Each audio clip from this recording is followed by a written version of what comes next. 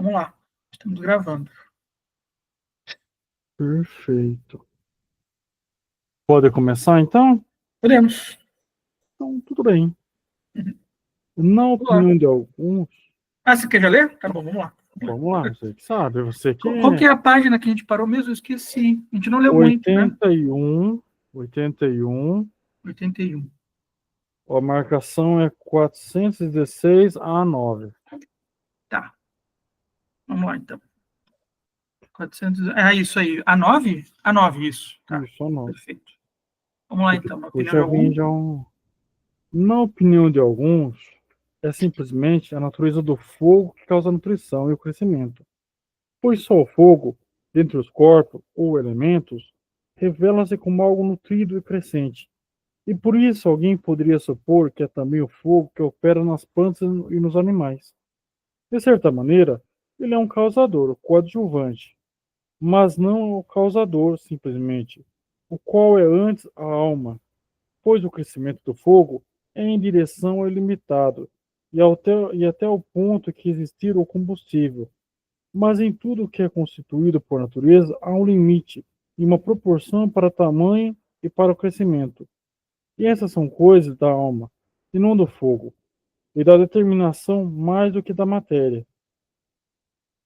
Que curioso, né?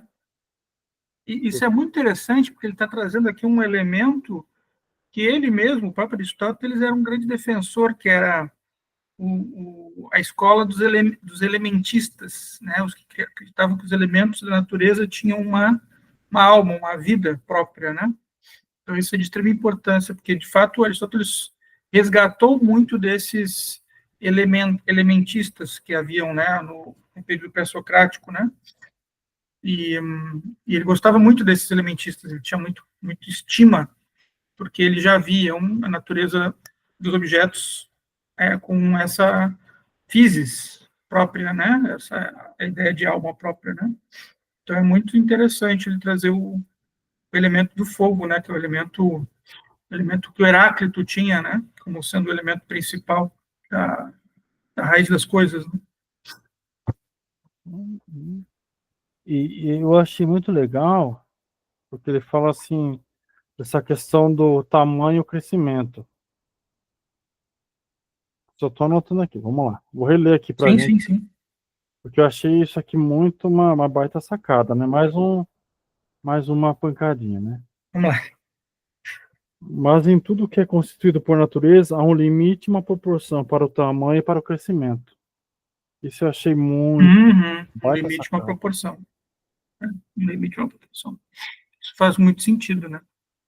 Isso faz muito sentido, porque o fogo, ele também tem o seu limite, né? E ele se dá conta, quando acabarem o que queimar, ele para de queimar, né? E faz muito sentido. Muito sentido. Senão o mundo todo pegaria fogo, se ele não teria limites, né? Cláudia, por favor. Me lembra também essa questão das antigas religiões, da bruxaria, da Wicca, o poder dos 4 elementos, o poder que o fogo tem de transmutar.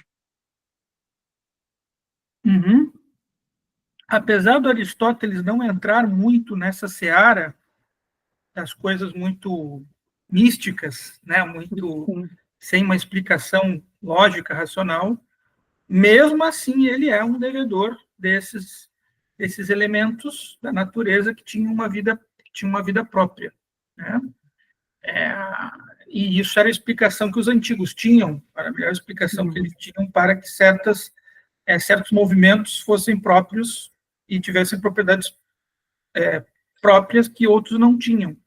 A água molha, né? O ar venta, o fogo queima, né? A terra ela suja de algum jeito, ela tem uma propriedade dura, tem uma propriedade às vezes lamacenta, né?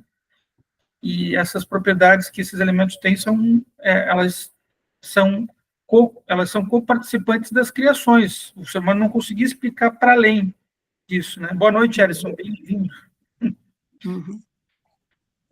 Então, eles não conseguiam explicar para além daquilo. Então, colocava-se essa ideia que a gente está vendo aqui de movimento dentro da alma, né? Quer dizer, o que anima a coisa, o que dá movimento para a coisa, né? Então, aqui é aquilo que nós já estávamos discutindo aqui há alguns encontros, que está no texto, né? A alma tem alguma coisa que move, que movimenta, né? E esse mover da coisa é algo extremamente interessante para o Aristóteles, porque ele está interessado nisso, né? Tanto que ele vai ter um livro que é a Física, né? Esse livro aqui, e é um livro que também vale a pena a gente ler depois, no futuro, né? A Física do Aristóteles, né? Que ele está muito interessado no que faz a coisa animar, né? Faz a coisa animar. E tem a questão do batismo do fogo, batismo com a água, né? E as religiões, né? O cristianismo depois vai trazer, né? As religiões têm isso, né? O Aristóteles, ele não entrou muito na seara das religiões, ele não foi um cara que entrou muito, não entrou, na verdade, né? Ele faz análises muito perspicazes, muito argutas sobre a arte no tempo dele, né? E principalmente sobre essa investigação da natureza. Por isso que ele é um devedor a esses antigos elementistas lá do tempo pré-socrático, né? Heráclito, Parmênides, Tales, né? Porque ele vê que essas atividades, esses elementos da natureza, eles têm algo que conversa, que se anima. Bom, aí nós voltaríamos lá para o nosso querido Timeu, do Platão, Timeu que gosta de fazer, no Timeu, o Platão ele coloca esses elementos combinados, essa combinação desses elementos naturais, né? Platão também, se você for ver, ele não escrevia sobre religião, mas de uma forma cifrada, ele acaba falando bastante, né? Porque ele acabou se afiliando muito a essa corrente que a gente hoje entenderia como gnosticismo, né? Mas o Aristóteles, ele repudia muito a escola, esse culto aos números, que o Platão tinha bastante aproximação, né? Mas é aquela coisa, né? Repudia os números, mas a investigação aristotélica acaba tendo que entender algo que estaria por trás desses números, que seria, por exemplo, algo que anima a natureza que aparentemente é inerte, né? Ou que não teria propriedades para se movimentar. Então, as perguntas que o Aristóteles faz, elas são muito complementares ao Platão, né? Eu sempre digo isso, não vejam como antagônico Platão e Aristóteles, vejam como complementares. Um está investigando sobre um ponto de vista que ele quer entender o denominador comum mais profundo que a nossa razão dá conta de entender, né? E que sim tem que ir até a natureza própria que causa o movimento, ou que causa a causa. Clarinha, você quer descer? Um pouquinho que eu tô com uma filha aqui de 4 patas, está pedindo para descer do meu colo. Vai lá. E onde é que eu estava? Isso.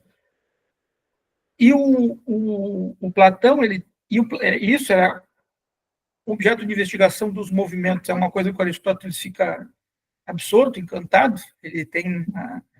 nós já vimos aqui como a alma é algo do movimento, tem a ver com o movimento, né? E você vê que o Platão ele está muito interessado em tentar entender o que nos afastou desses movimentos e que nos deixou distantes deles. Então, ele começa a entender que existe um fitôrgos, né? Um ser que criou as coisas, né? E depois ele vai dizer que existe uma faculdade que é o próprio me fugiu a memória agora, tem depois do fitôrgos, quem sabe isso, quem lembra aí do outro elemento que o Platão era obcecado. O Platão ele foi mudando, né? Ele tinha esse outro elemento que eu não me lembro agora o nome tinha que lembrar disso, é importante. Onde é que está o meu Timeu aqui?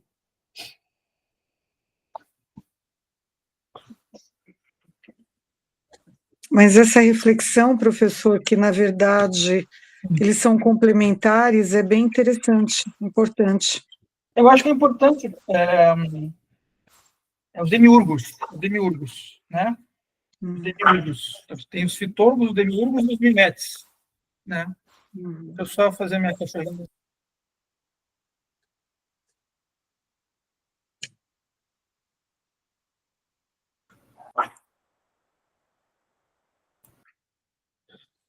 Então, isso é uma coisa que o Aristóteles depois ele vai indagar-se. Não, mas espera aí. Mas o ser humano ele não melhora a criação com o pensamento, né? Então, para o Platão era muito... Isso eu estou dizendo para vocês poderem comparar, para vocês poderem pensar. Um dos elementos que eu vou trazer aqui, que ajuda todo mundo que está aprendendo a filosofia, a pensar. A gente pensa comparando, mas a comparação não pode ser desmerecimento. Um bom critério para a gente comparar é entender bem o que é um e o que é o outro, e aí sim entender o que é possível depreender dos dois, né? O que acontece com o Platão, que é interessante? O Platão ele vê a matéria com um de certo desprezo. E por isso ele é visto como gnóstico. Por quê? Porque lá no mundo das ideias, você... Exatamente, Edson, exatamente. Pensar para analogia, né? Então, lá do mundo das ideias, a matéria ela vai se desprendendo das ideias e nós vamos ficando com uma coisa mais rasa, mais superficial, né?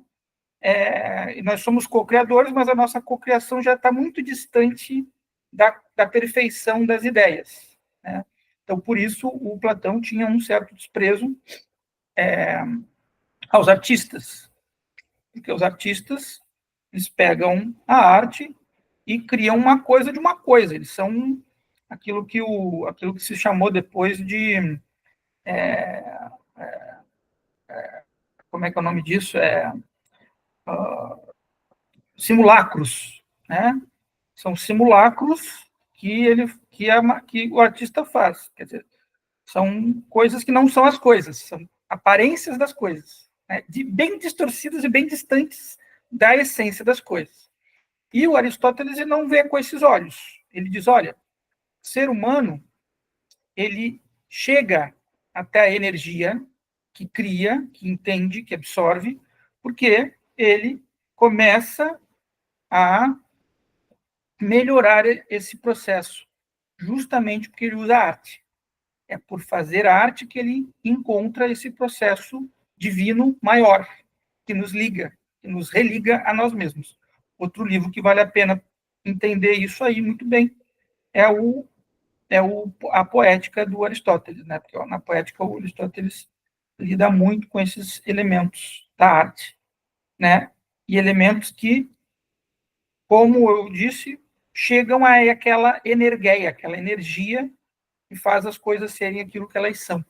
Então, o ser humano ele começa desconhecendo e, pelo conhecimento, ele chega lá, ele vai chegar numa coisa mais profunda. Se nós formos ver o teatro grego, ele é isso, né? São pessoas alienadas, distantes da realidade, que vão se aproximando da realidade. Ela é trágica. No mundo grego, ela é trágica. Os deuses, né, colocaram para o ser humano um limite. E o ser humano ele vai tentar ultrapassar esse limite. Ele vai tentar saber aquilo que é a constituição dele mesmo. Isso é trágico. Este é o ponto que a tragédia grega gosta muito de olhar, né? Em alguns elementos, até de forma, como a gente vê, até chegar à loucura, na híbris, né? Diga, Rafa, por favor. É curioso você falar justamente disso, desses elementos sobre limitação, essas coisas, e justamente um ponto que você colocou do teatro grego, que busca ir além do limite, né? Porque no texto aqui que a gente leu, é justamente o inverso que ele está falando, né? Então ele acaba colocando coisas exatamente bem diferentes. Então, quer dizer, esses elementos, que a gente viu aqui, pelo menos no exemplo, eles vão ter aqui um limite e uma proporção, um tamanho para o crescimento. Mas o ser humano, será que tem? Mas note que, ao fazer isso, ao entender as proporções e os limites, inclusive o que no fundo, subjaz o teatro, e podemos depois fazer uma analogia disso com a política, porque é uma analogia direta com a política que existia, né? no tempo dos grandes dramaturgos, né? Mas aqui, nesse livro, no nosso caso, que é a alma, ao justamente você não estar criando, mas estar analisando, você está vendo a criação. Você está vendo ela pela primeira vez. Eu trouxe isso para vocês no outro encontro. Nós estamos vendo pela primeira vez. Nós estamos entendendo como ela funciona. E esse entendimento de como a coisa funciona, essa máquina, que é o termo que o Aristóteles utiliza, né, é o que faz o ser humano entender a criação. Né? É de forma analítica. Portanto, é de forma pormenorizada, de forma cautelosa. Né? E nós estamos vendo, você vê, qual é o instrumento que ele utiliza para poder entender a alma, então. Né? Kinesis, movimento. Veja como isso é importante. É um instrumento. Isso é método. É um método. Não é desprovido de método. Né? Não é a razão pura. Né? Você precisa de um instrumento para avaliar, para entender. Né? Esse instrumento ele é conceitual, mas você está vendo naquele objeto aquele movimento, aquilo e um movimento que é próprio dele. Não pode ser feito por outro objeto. Né? Um gato se movimenta de um jeito, um cachorro se movimenta de outro. Né? Eles têm propriedades específicas no seu movimento. Quando nós olhamos, nós vemos como é diferente o movimento de um gato e o movimento de um cachorro. Né? A gente não consegue nem confundi-los. A gente vê muito claramente isso. Né? Então, o que o Aristóteles diz isso, e as pessoas ficam meio... não sabem lidar um pouco com isso, que ele diz, olha, existe algo que é tão próprio de cada coisa que a gente tem que olhar com mais cuidado. Porque se a gente não olhar com cuidado, a gente confunde. Né? Então, essa volta às coisas mesmas, que é tão boba, muitas vezes, é imprescindível, porque isso nos ajuda a entender a realidade. Né? E a realidade ela não foi feita só para a gente olhar ela de longe, como os estruturalistas franceses faziam. Né? A gente está dentro dela, nós estamos comunicando coisas o tempo todo, né? Nós somos parte da realidade. Né? E a nossa razão aperfeiçoa ela. Por quê? Porque a gente vê, analisa e pode transmitir, pode comunicar. Né?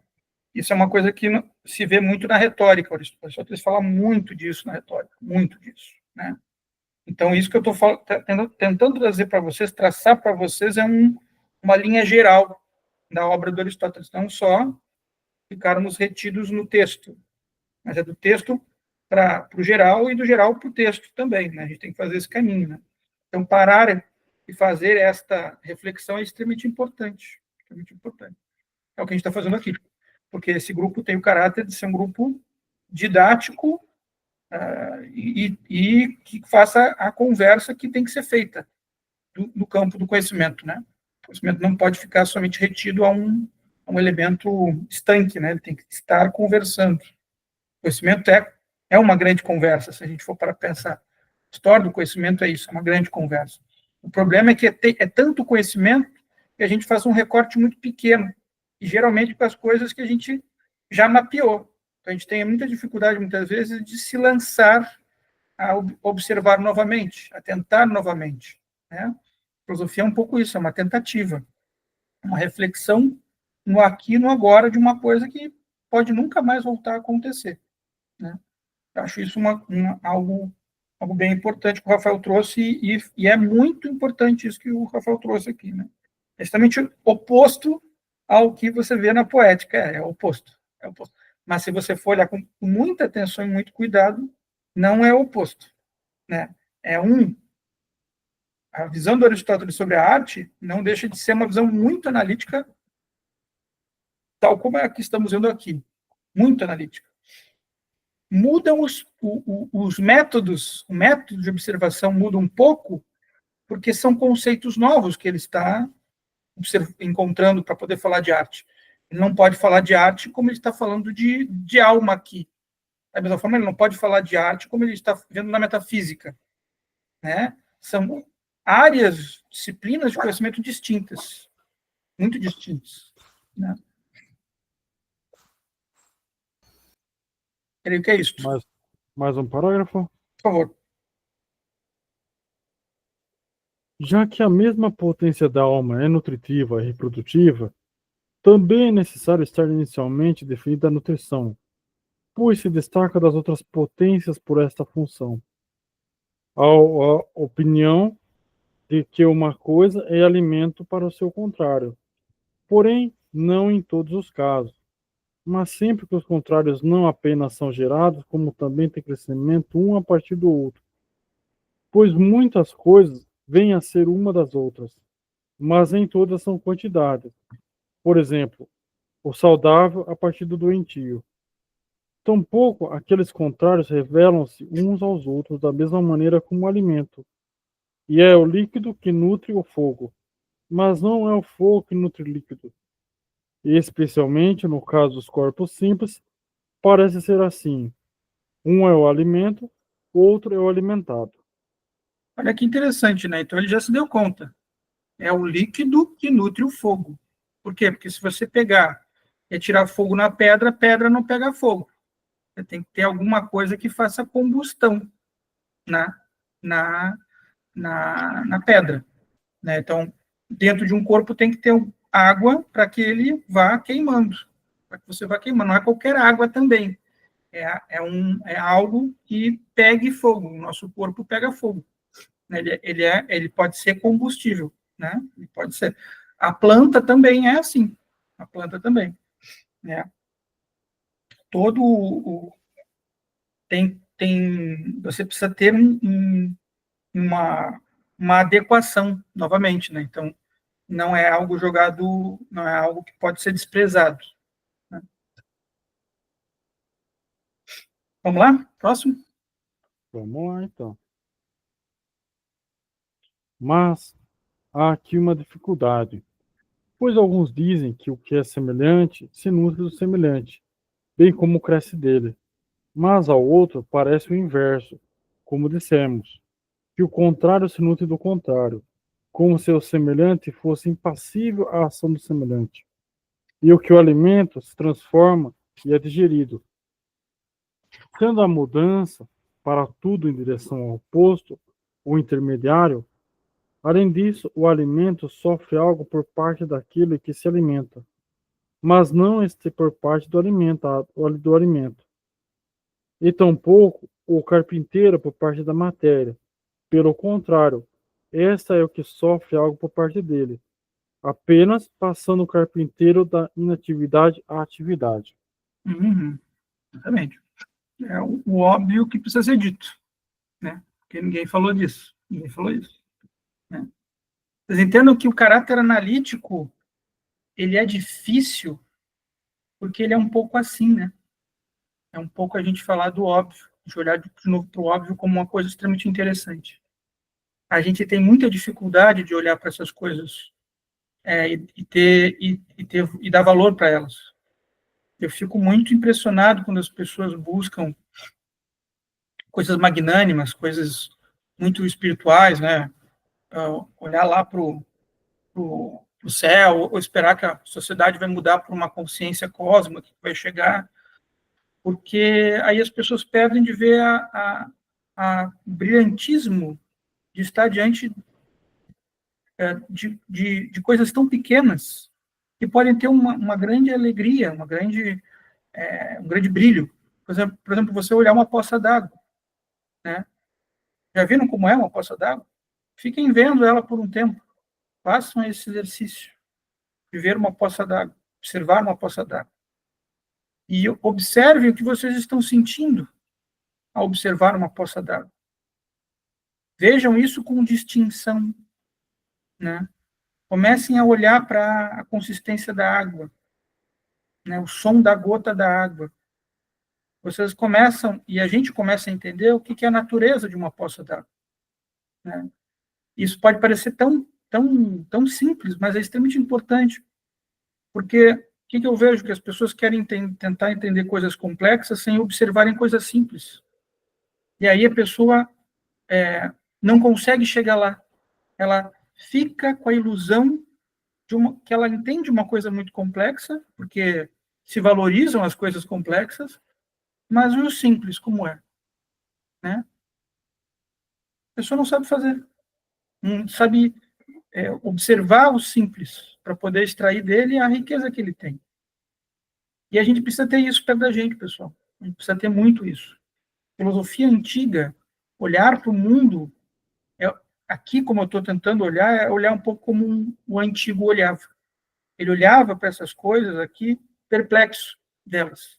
Ele via deuses nas coisas, né? Por que ele observava assim? Porque tinha um processo tão magnífico ali que simplesmente a gente dizia que era Deus, né? Aristóteles faz o caminho contrário. Ele, ao invés de dizer que é Deus, vamos ver o que tem dentro da coisa que faz ela ser o que ela é. É magnífico. As coisas têm uma natureza própria, né? Você não precisa desacreditar que possa existir um ser que criou as coisas, mas é muito interessante para os seres, para nós que somos um ser inteligente, tentar entender como é que as coisas se processam, como é que elas vão se tornando elas mesmas, que provavelmente elas devem ter um caminho para isso. Cada coisa deve ter um caminho próprio, né? Senão você não teria diferenças entre os animais. Os animais teriam, tudo seria igual, mais ou menos. O mundo todo seria igual, né? Isso é muito ruim. O legal do mundo, o interessante do mundo é que ele é diferente, as coisas são muito diferentes. E chamam a atenção por serem muito diferentes. Para nós, a gente se pergunta por quê, né? O que fez a coisa ser aquilo, chegar naquilo? E isso é método, pessoal. Isso é o método, é voltar lá, no princípio, voltar a observar, voltar a escutar, né? Voltar a sentir, né? A gente falou do movimento, mas nós falamos de outra coisa, né? A gente falou da questão do tato, né? O tato tem isso. Ele é voltar a sentir, sair do privilégio do olhar e ir para o privilégio do sentir, né? E aqui estamos vendo como a alma está repleta de tato, né? Você não vê a coisa da alma, mas você sente ela no seu corpo. Você sente essa coisa aqui que anima a gente, de algum jeito. E é difícil denominar isso, muito difícil, né? Porque existem muitas outras coisas que podem ser subjacentes a eu definir, eu dizer que é uma alma, né? E é isso um pouco que o Aristóteles está nos trazendo, né? Tem algo relacionado com o tato? Tem. Mas nós temos que tomar muito cuidado, né? Porque nós temos a faculdade do tato, tanto quanto temos a faculdade do olhar, ou do escutar, são sentidos, né? Mas talvez a gente só sinta a alma dentro de nós mesmos, né? E não em outro lugar. Talvez seja aí a melhor forma de nós estarmos próximos da alma, dentro de nós mesmos, porque a gente observa, pode observar os outros, mas e como é que é dentro de nós, né? Então, isso que o Aristóteles está trazendo é de uma riqueza muito grande para a gente. É poder ir aos pouquinhos questionando isso que a gente tem já dentro da gente, né? Rafa, por favor. Você quer dúvida ou você quer que eu continue? Quero o que você quiser. Quer dúvidas, Ah, sempre, você sabe, né? interrupções? Então, aqui, quando ele fala assim, além disso, o alimento sofre algo por parte daquele que se alimenta, mas não este por parte do alimento, e tampouco o carpinteiro por parte da matéria, pelo contrário, esse é que sofre algo por parte dele, essa que sofre por parte dele, Uhum. apenas passando o carpinteiro da inatividade à atividade. Então, aqui nesse textinho tem muita coisa escondida, né? Obviamente. Então, eu não estou entendendo muito bem. Aqui há uma hierarquia de ação, Uhum. há uma que só um lado sofre a consequência, outro lado seria aquela coisa de causa e efeito. Mas, assim, isso não. Se você for ver um carpinteiro, ele também sofre um desgaste para trabalhar a matéria. Então, não sei se. O que exatamente Aristóteles quer dizer aqui. Eu acho que o Aristóteles está tentando, ele não está olhando pelo desgaste do carpinteiro, nesse caso aqui. Ele está olhando pela questão de causa-consequência, né? Ou aquilo que a gente chama hoje na física de seta do tempo, né? Quer dizer, no momento que o alimento entra dentro de você, ele não vai sair de lá não digerido, ele não vai sair igual, né? E o inverso é impossível, né? O inverso, o contrário disso não é possível, né? Você ah, o alimento, você ser digerido pelo alimento, né? É impossível, né? Você digere o alimento e você extrai dele os seus nutrientes. O carpinteiro seria mais ou menos a mesma coisa, né? Não é não é a matéria que tira o carpinteiro. A gente sabe que sim, chega no fim do dia o cara está cansado, tá? Tudo bem, né? O carpinteiro cansou de fazer o seu trabalho, mas nesse exemplo que ele está tentando nos trazer, ele está tentando nos trazer para algo mais nesse sentido de causalística, né?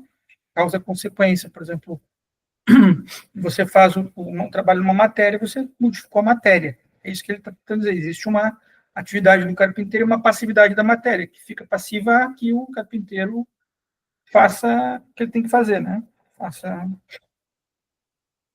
Mexa na madeira, né? No caso, né? Acho que é nesse sentido que ele está dizendo. Ele não está querendo complicar muito a nossa cabeça aqui, nesse sentido, sabe? Perfeito. Muito grato. Então, vamos para o próximo parágrafo. Eba. Next. Faz diferença saber se o alimento é o que acrescenta por último ou primeiro, pois, se for ambos, mas um não digerido e com o outro digerido, caberia falar do alimento dos dois modos, como não digerido. É o contrário que se nutre do contrário, mas como digerido, é o semelhante que se nutre do semelhante. Assim é evidente que, de certa maneira, ambos os modos são ditos corretos e incorretamente. Sim, sim. Claro, toda atividade racional, na forma como o Aristóteles se acostumou a escrever, ela é silogística, né? Então, ele está aqui trabalhando um elemento que depois que é muito trabalhado na lógica, na Organon, né? Que é das questões das heurísticas, né? Se um é digerido é verdadeiro, se o outro não é, é incorreto. Então, isso é de uma clareza, novamente que eu disse, né? Ele precisa deixar isso muito claro. Tem que ter uma clareza e ele faz isso na própria escrita dele. Então, observar um filósofo pensando é observar um raciocínio, um jeito de pensar, né? Observem isso quando vocês forem ler. Por quê? Porque se vocês não escreverem as coisas corretamente, né, e dando na escrita a propriedade adequada daquilo que se está tentando dizer, se perde a coisa. E aí vai chegar alguém no seu texto, vai ler o seu texto e vai dizer, opa, está faltando. Não, mas eu estou inferindo. Não, está inferindo, mas não está escrito, né? Isso é um grande problema que eu vejo nas redações. A pessoa escreve mal porque ela infere muito e tem dificuldade de encontrar objetivamente aquilo que precisa ser escrito. Primeiro, porque é difícil. E a gente tem uma tendência a inferir muito grande. Então, o texto de Aristóteles também é uma espécie de remédio para isso. Ele ajuda a gente a inferir menos, né?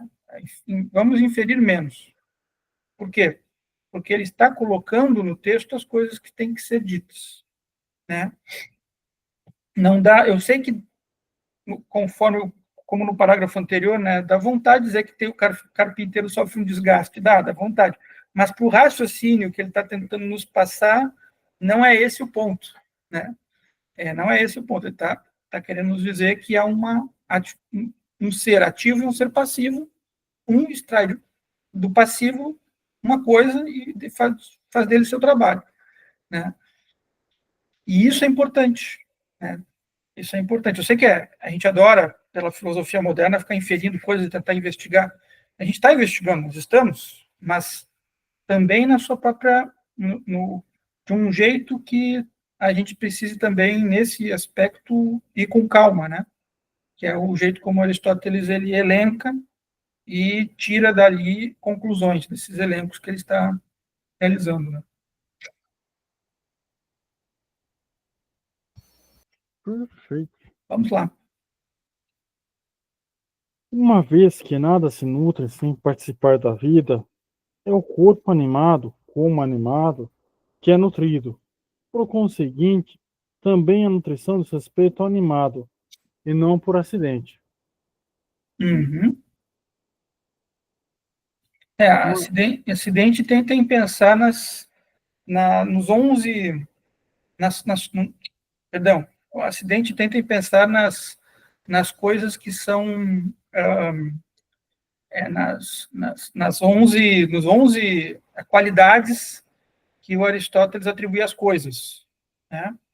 E aí seriam os acidentes que ele atribui, né? Que é, não vou me lembrar de tudo de cabeça agora, a quantidade. Deixa eu pegar aqui no livro que eu vou me lembrar melhor, que de cabeça eu não vou conseguir me lembrar, perdão.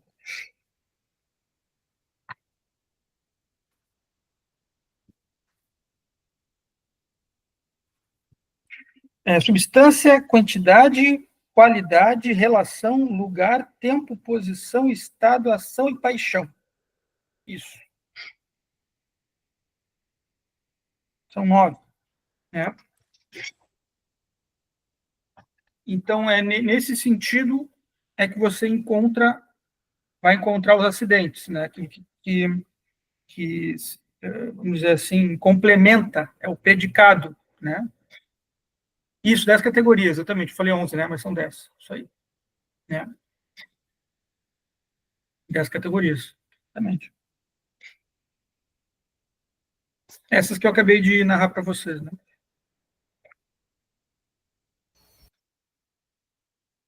vamos lá, Questão? mais um. Vamos lá. Mais um pouquinho. Mas, para o alimento e para o produtor de crescimento, o ser é diverso. Enquanto o animado é uma certa quantidade, o digerido é produtor de crescimento. Enquanto o animado é algo determinado de substância, ele é alimento, pois conserva a substância e o animado existirá durante o tempo em que se nutrir. E é o produtor de geração, não a desse que se nutre, Uhum. mas de outro como o que se nutre. Pois a substância deste já existe e nada gera a si mesmo, apenas se conserva. Por conseguinte, esse princípio da alma é uma potência, tal que conserva, como tal, o que recebe. O alimento, por sua vez, é o que prepara para a atividade. E é por isso que, privado de alimento, não pode existir. Sim.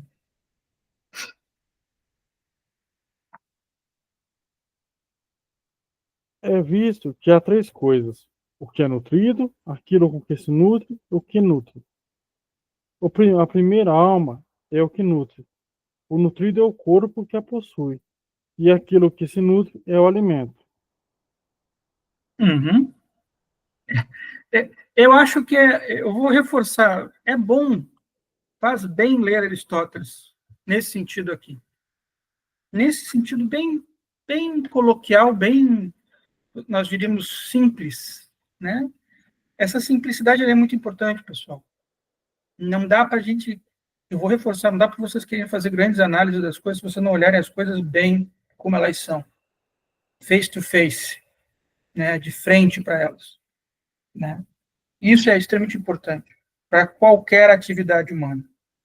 Talvez Aristóteles seja um grande ser humano que muitos ainda hoje se aproximam e querem entendê-lo, porque ele é capaz de fazer o simples bem feito. Fazer o simples bem feito é fazer isto aqui. Isso aqui foi imortalizado, galera. Isso aqui chegou até a gente. Entende? É simples. Tem nada de metafísica. Metafísica foi depois. Também é genial. Mas isso aqui é simples.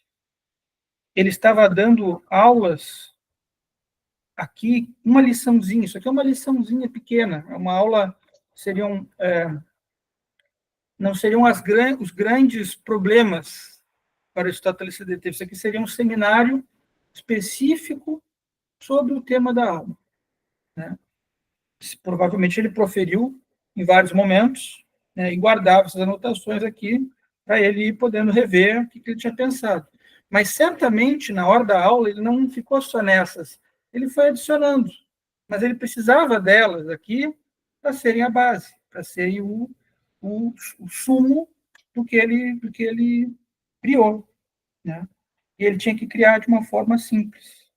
Então, é isso, basicamente, que está aqui nesse livro, né? Vamos dar valor ao simples, pessoal, vamos dar valor ao simples. Nós precisamos ser capazes, nos nossos trabalhos, na nossa vida, poder nomear as coisas. É uma atitude muito saudável nomear. Talvez a gente chegue no fim da vida e não nomeie tudo, provavelmente, mas muitas coisas precisam ser nomeadas, precisam ser trazidas para um nível de realidade. Então, a língua é isto. A língua é trazer as coisas para um nível de realidade. Trazer as coisas para a gente poder olhar para elas e entender o que elas são. E se elas estão mesmo na realidade ou não estão na realidade. Podem estar em outro âmbito, em outro campo. O campo da fantasia, né? O campo da alucinação, no caso de pessoas que têm doença mental grave, né? No campo de sentimentos, que às vezes tomam conta do pensamento e aí a gente não consegue mais pensar. O medo faz muito isso, né? A pessoa fica com medo e não vê mais a realidade, ela fica com aquele medo ali aterrorizando.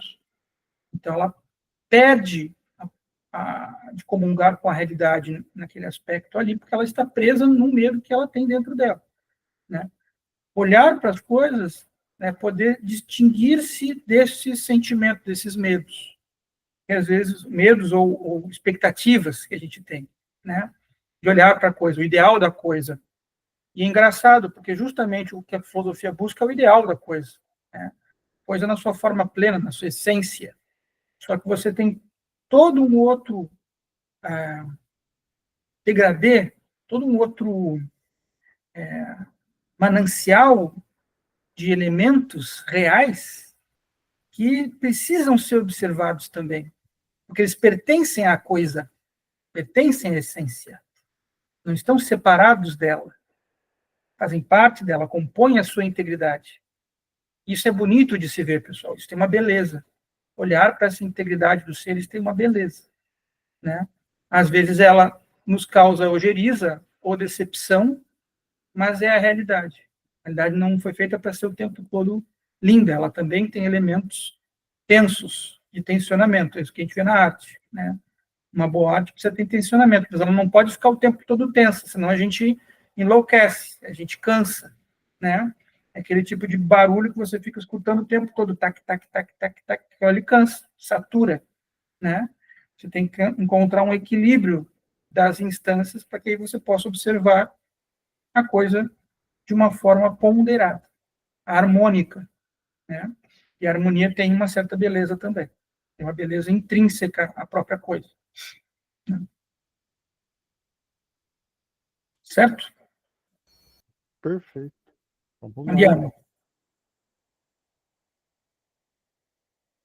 Uma vez que é justo designar todas as coisas a partir de seu fim, e uma vez que o fim consiste em gerar o outro como si mesmo, a primeira alma seria capaz de gerar o outro como si mesmo. E aquilo com que se nutre é duplo. Assim como aquilo com que se dirige um navio, tanto é a mão como o leme. Ele movimenta e é movido. Uhum. Ele somente movido. É necessário que todo e qualquer alimento possa ser digerido. E é o calor que processa a digestão. Por isso, todo animado tem calor. Eu gostei muito dessa parte. Com esse esquema, então, está dito o que é a nutrição. Mas isso deve ser esclarecido posteriormente nas discussões apropriadas. Uhum. Eu Sim. gostei muito dessa parte, tudo que é animado tem calor, né? Bem Sim. interessante isso. Sim. Sim. E faz muito sentido, né? Quando você vê algo parado, estático, uma cadeira, uma xícara, né? Não tem calor ali, uma xícara, né? Uma caneca, ela está parada. A matéria, olha como é interessante na física isso, né? Não tem muito elétron ali, os elétrons estão paradinhos, né? A gente sabe que os elétrons são o que faz as coisas ter energia, né? Você vê que de muito tempo, lá de 2.500 anos para agora, o termo até é o mesmo, energia, a gente precisa desse termo, né? O elétron, a grande quantidade de elétrons consegue fazer com que haja um salto de camadas as camadas do Bohr, do átomo, né, para que você causar uma explosão. Recentemente, cientistas conseguiram mostrar o elétron, né, eles conseguiram tirar uma imagem do elétron, que é um feito novo, que não existia. Recentemente, eu vi essa semana isso, né. Você vê, então, por que não se conseguia ver? Porque é tão rápido que ninguém conseguia pegá-lo, né, captá-lo, né. Então, mas se conseguiu fazer agora, né, um feito inédito na ciência, né. Mas o que o Aristóteles está nos dizendo é isso, olha, há calor, tem que ter algum calor, tem que ter algum movimento, tem que ter algo ali que o calor tem em grande quantidade, grande movimento, né. Já o frio não tem. Você veja que os objetos duros, frios, que você bota a mão, o ferro, ele não tem nada, ele está parado, ele está gelado. A gente sente o ferro gelado, né, no ambiente, né. Por quê? Porque ele não tem movimento, ele não tem calor dentro dele, né. Faz muito sentido isso, né. Para ter calor, você precisa ter algo que coloque calor ali, né. Não tem. Faz muito sentido. Com certeza. Pode ir aqui, continuar aqui. Capítulo 5. Capítulo 5. Iremos lá. Definidos esses pontos, passemos ao que é comum a toda e qualquer percepção sensível. A percepção sensível consiste em ser movido e ser afetado, como dissemos, pois há a opinião de que ela é uma certa alteração. Porém, dizem também que o semelhante é afetado pelo semelhante. Mas como isso é possível ou impossível, dissemos no Tratado Gerais sobre o atuar e o ser afetado. É interessante que já dá aqui uma pincelada no que é percepção, né? Ser movido e ser afetado pelas coisas. E não mudou, né, professor? Acho que não mudou esse. Não. A mesma coisa. Né? Inclusive, isso é muito importante, né, pessoal? Os grandes psicólogos, durante o século XX, se depararam com a questão da percepção, né? Frederick Pierce, por exemplo, o trabalho dele basicamente é a percepção. Basicamente é a percepção. Ele se detém muito sobre percepção, né? Não por nada. Por quê? Porque se você está percebendo algo, você está fazendo esse trabalho de entender as sensações que envolvem, né? Aquilo que a gente poderia chamar de a sensualidade, no sentido que é, não no sentido vulgar, mas no sentido correto da palavra, né? Que é estar atento aos diferentes tipos de sensibilidades que se tem, né? Voltado aos sentidos que se tem. Então, isso tudo tem uma relevância muito, muito grande, né? Você vê que a percepção faz com que a nossa mente, se ela está aqui, ela não está lá. Se a minha mente está aqui, eu não estou no quarto, né? Mas se eu te trago a pensar aqui, você passa a pensar aqui. Se eu consigo trazer a sua atenção, você percebe esse momento de uma outra forma, né? Por isso a percepção é tão importante. Eu acho que é uma das funções cognitivas básicas do ser humano. Ela tem muita importância, né? E ela envolve plenamente isso aqui que o Aristóteles está nos trazendo, né? Ser movido e ser afetado. Basicamente isso. É de grande. Olha, pessoal, marquem esse parágrafo aqui, ó. Reflitam nele. Porque se vocês não tiverem cuidado, né, vocês podem não começar a pensar naquilo que vocês estão percebendo, na percepção dos outros. E geralmente, no começo da nossa atividade, a gente vê muito a atenção dos outros, porque já viram coisas há mais tempo que nós, tem mais experiência, é importante, mas tem um fio muito importante de estar pleno de si também na percepção, nas suas características. Então, grandes análises da realidade podem ser feitas, por exemplo, com poesia. Por quê? Porque ela nos ajuda ela nos dá um feixe de percepção que muitas vezes nós não temos, somente descrevendo um objeto. Nós podemos entender esse objeto de uma forma mais profunda a partir de palavras combinadas, elas preenchem aquilo que só a percepção direta, só a descrição direta não diz, né? Mas elas podem, de uma forma metafórica, se elencar para organizar a complexidade daquele próprio objeto. Então, isso é muito importante. Isso tem tanto na ciência, o grande cientista consegue fazer isso, quanto o grande poeta é capaz de fazê-lo, né? O grande cientista, ele vai entender o mecanismo da realidade e vai transmitir isso de uma forma que os outros possam se beneficiar. O poeta também o faz, mas o poeta o faz através de uma apreensão estética, e muitas vezes o cientista o faz pela objetividade do resultado que ele quer encontrar na própria realidade, né?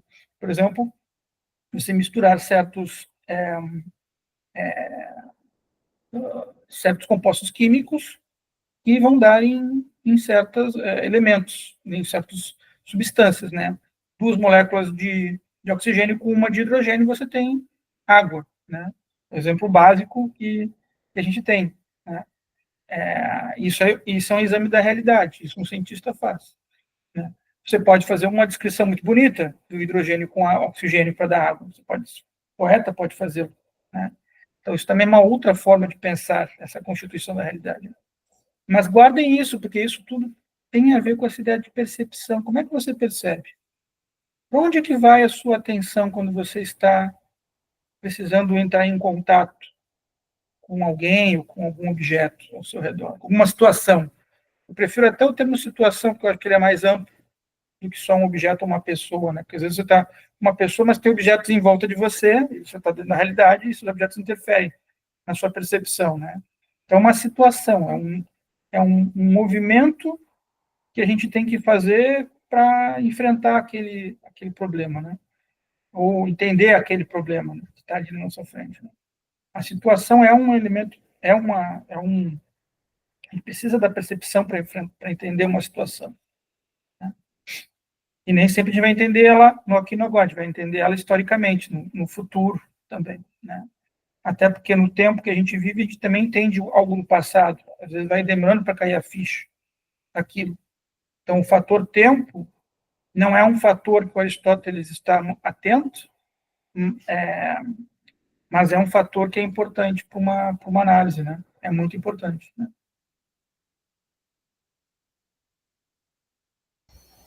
Com Vamos certeza. lá? Vamos lá.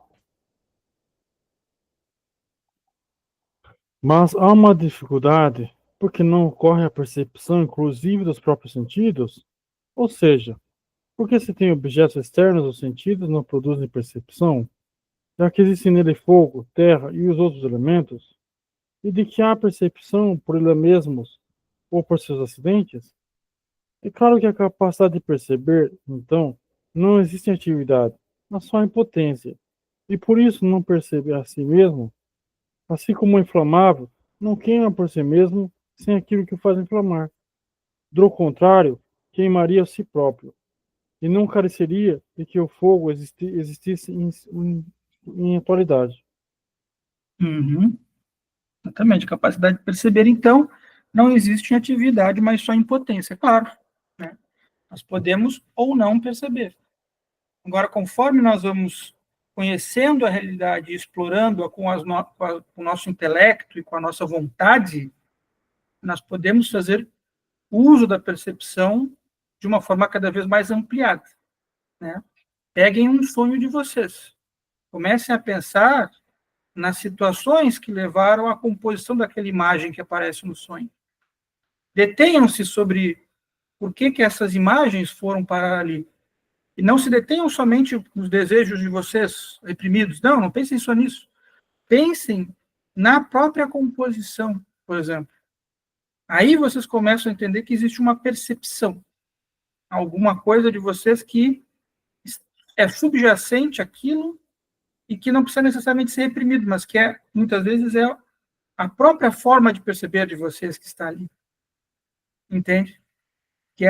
Isso às vezes é difícil a gente observar, né? Por exemplo, num detalhe de um sonho, né? numa planta que aparece no sonho, numa pessoa que aparece no sonho, você não entende por quê, né?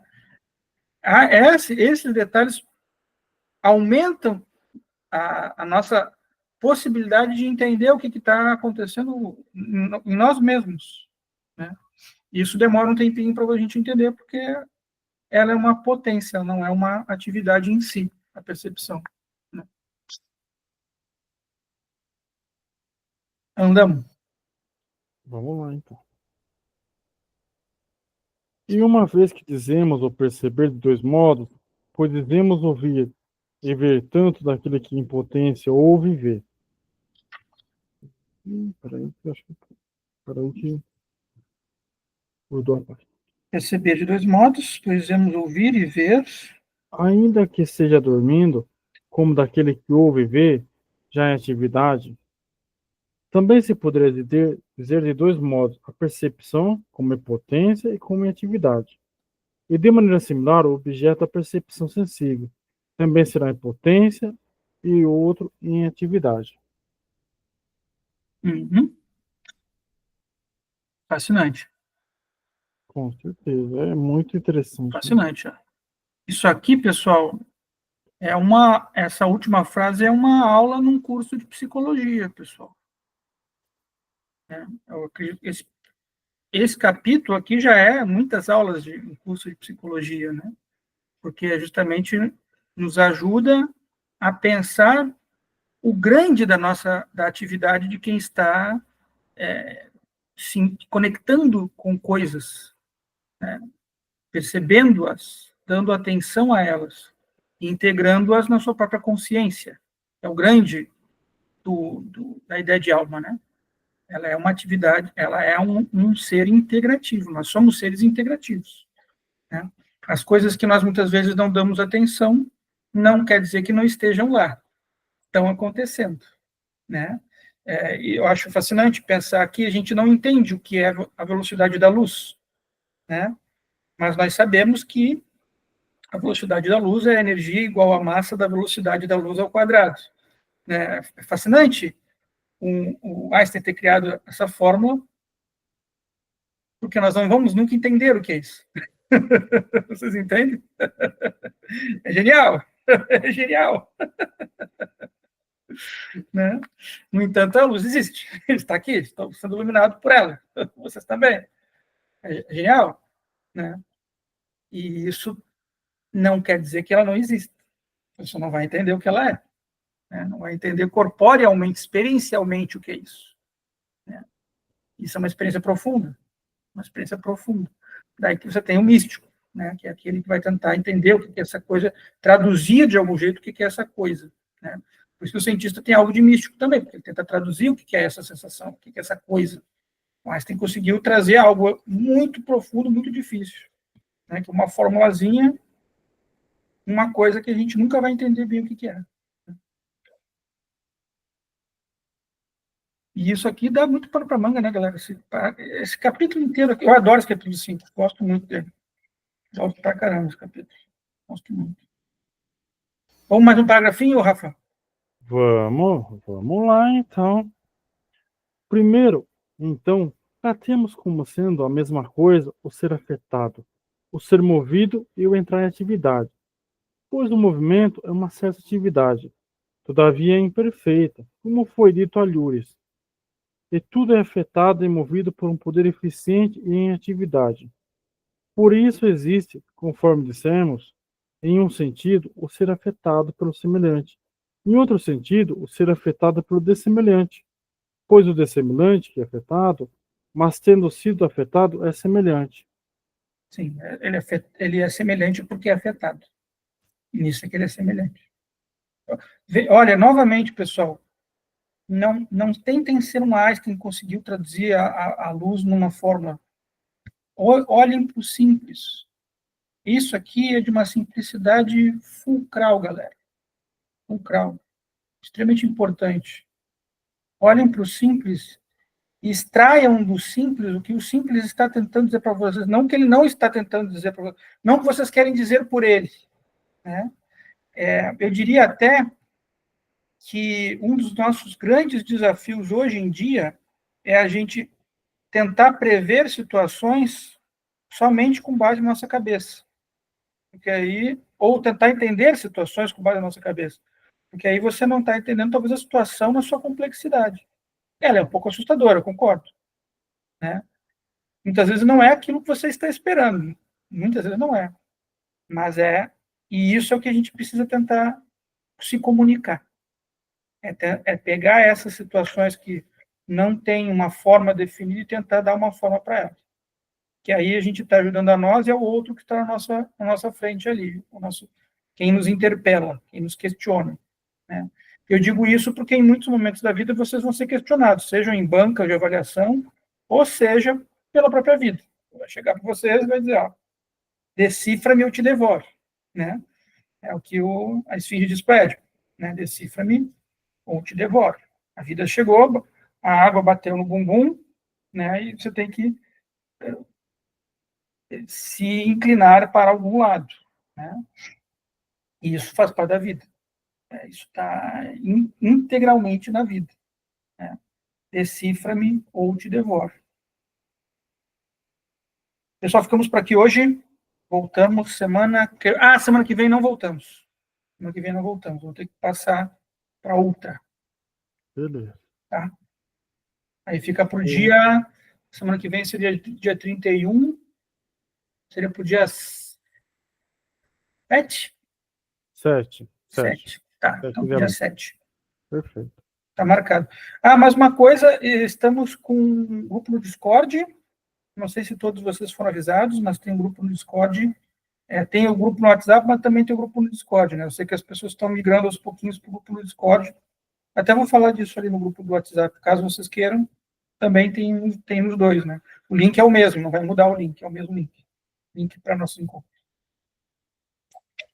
Tá certo? Obrigado, pessoal. Obrigado. Fique com Deus. Até mais. Amém. Boa semana. Tchau, tchau. Tchau, boa semana.